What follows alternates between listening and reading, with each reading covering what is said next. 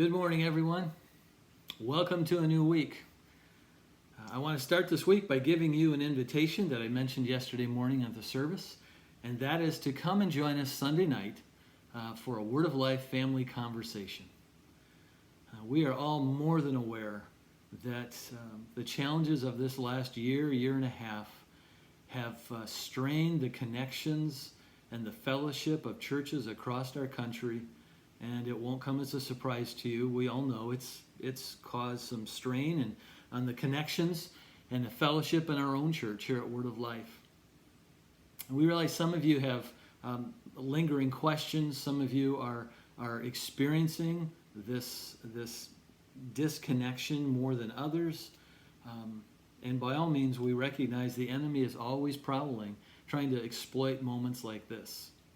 And so, we wanted to bring people together so that we can have a conversation and make it our goal, our mutual goal, to ask God to help us restore, help us to reconnect any communication lines that are strained, any relationships that are strained, the fellowship and connection of our body, and just take some steps forward to strengthening these as we move forward. There isn't any one of us. There's no elder, there's no church leader, there's no individual member that shoulders all the responsibility. We all have responsibility for what's going on in our church. However, given my role as lead pastor, I recognize that I need to take first responsibility. As the saying says, the buck stops with me. And so that's why I approached the elders last week and said, I think we really need to invite the family to come together and to talk. And so what are we hoping to accomplish? Well, it's a start. It's not going to be able to accomplish everything all in one night, but it's a start. And this is what we're hoping to do. Our prayer is that we can come together and facilitate a relaxed and open conversation that will help us create the space with grace, the grace and space we've talked about, to do three things. To come together and extend each other grace, to listen to each other, to learn from our past experiences over these last months and years, also that we can look forward and move ahead with greater unity, clarity, and effectiveness in ministry. And in our prayers that we conduct ourselves Sunday night in this conversation in such a way that we glorify God as well as dislodge any footholds that the enemy seeks to exploit in our church. So, when we come together, I don't even want to pretend that we're going to be able to answer every question, solve every issue, but we want to begin to listen. Listen first and foremost, to hear what you have to say.